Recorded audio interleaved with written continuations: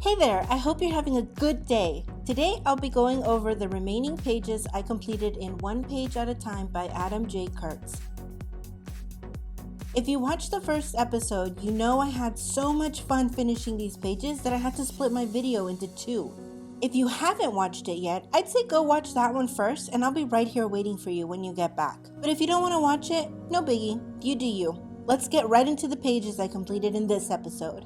The introduction page looks like a computer window requesting I register like a new user, which I think is really cute and neat. Naturally, for the name I use Crystal P Creates, and for the date I use today. Although I did think the Windows pop-up lookalike was cute, I still wanted to decorate this page, so I drew some flowers and flower petals and colored them in with my Prismacolor pencils. I really wanted this page to be bright and colorful, so I chose to color each petal in a rainbow pattern, and I picked the brightest, most neon Prismacolor pencils I could find. In case you're thinking of buying One Page at a Time and working in this art prompt book, you should know that the Prismacolored pencils work fabulously with the paper in here. The paper is really soft and smooth, almost like newspaper. I just love the way the pencils go down. The flowers didn't have enough petals to go in a rainbow pattern, but that's okay. I just alternated the same colors I'd already been using and it still came together nicely. I also considered coloring the box itself, but I figured that would be too busy since I already had the rainbow colored petals on the outside. So I just went ahead and colored in the cancel and continue buttons.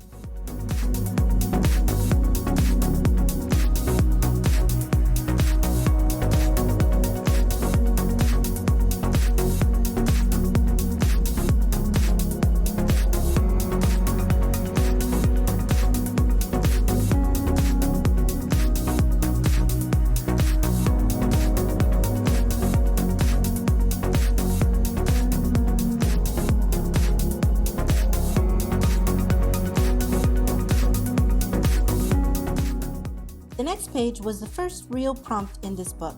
If you did watch my first episode, you already know I basically just decorated the first few pages of One Page at a Time. But this page was the first one getting really into the nitty-gritty of the book.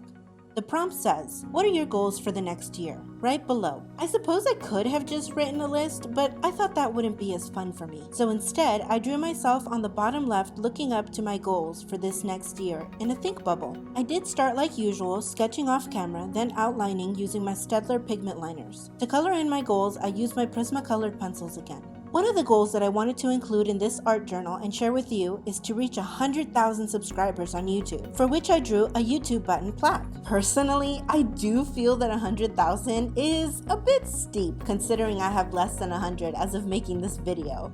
But you know what? I believe in myself, gosh darn it. And I believe in my dream of creating a kind and loving community of art lovers and artists. As for my other goals, there were three main other ones. One is to have a savings account, two is to have a corner desk, and three is to practice my drawing. Oh, and you know what? There's a fourth, to have a daily workout. For my savings account, I drew a little piggy bank. For my corner desk, I drew an actual corner desk and how I visualize it in my mind.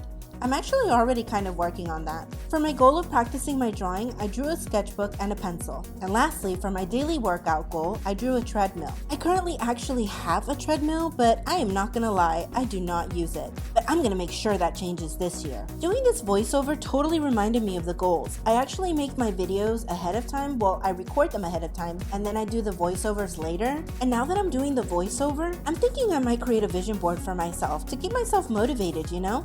Oh, and I also did want to mention that the page to the right saying people I can always call, I felt that was a little too private, so I didn't fill it out, but I might still decorate it on a later episode.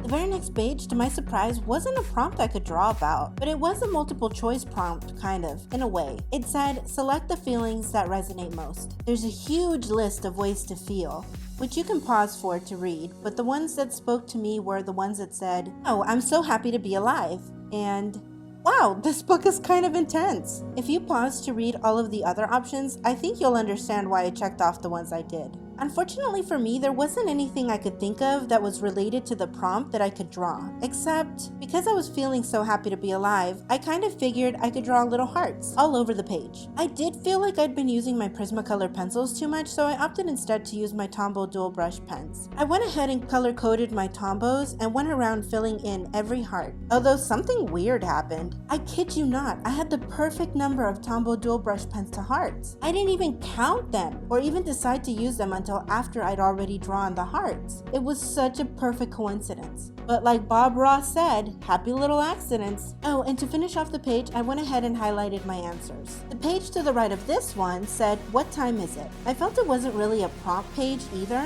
but I still filled it out. I just didn't decorate it. So every time I worked in this book, I went ahead and wrote what time it was.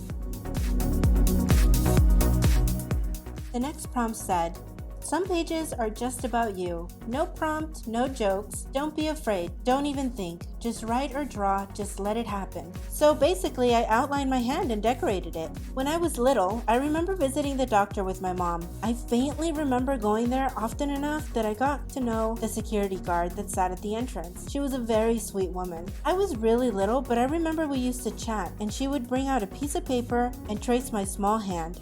Afterwards, we'd chat some more and I'd watch her decorate my hand with flowers and other pretty designs. I guess it kept me really entertained and time flew by because before I knew it, they were calling our name. Anywho, when this prompt said to just do and not think, that's what came to mind. So I traced my hand and drew some flowers. I'm also a lover of nature. I love trees and grass, so I decided to color my hand in green and nails in brown, like tree bark.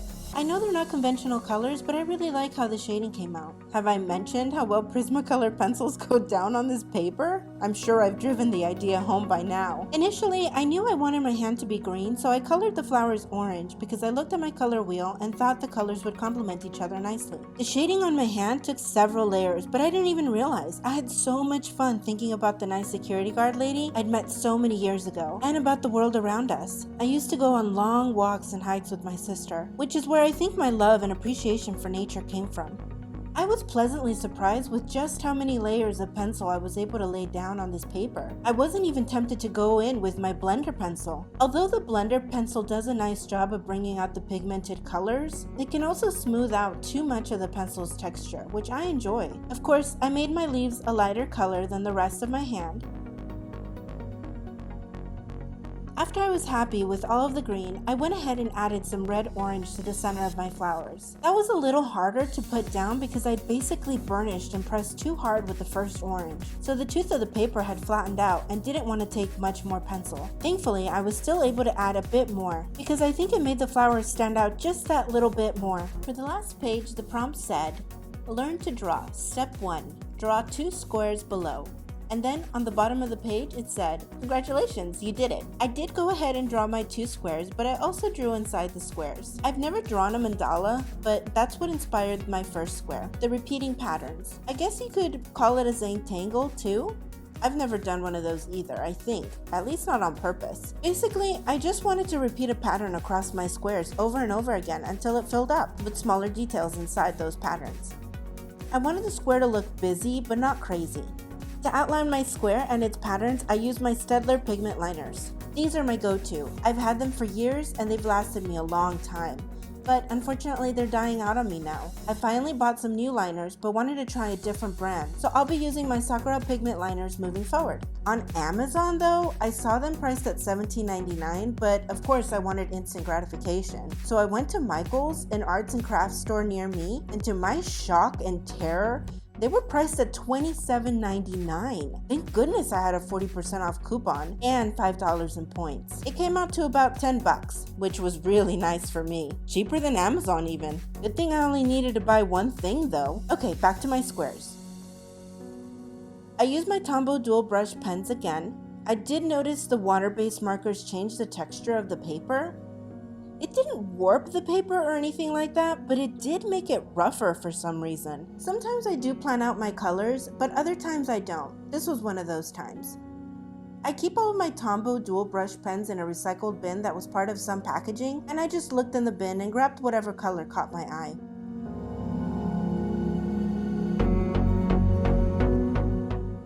a lot of fun with this first square. It was kind of quirky looking, but I'm glad that I did something with the square instead of literally just drawing one square, or two squares in this case. But I get the point the author was trying to make. If you can draw a square, you can pretty much learn to draw anything. It's just a matter of having patience, I think.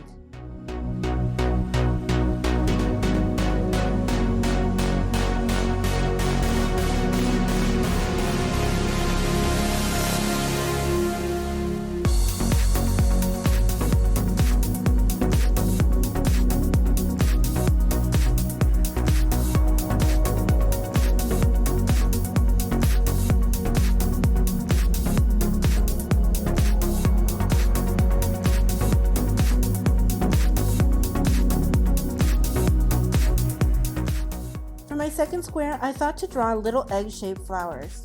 I actually wanted to make them little eggs at first, but then I kind of liked them better as flowers. I didn't want my second square to be as busy as my first.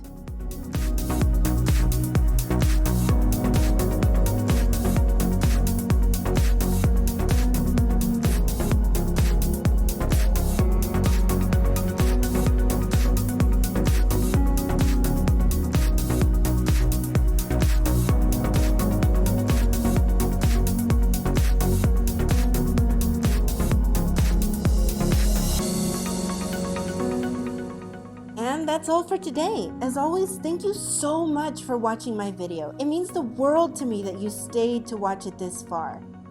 I hope you enjoyed watching it as much as I did making it. I'll see you next time. Bye.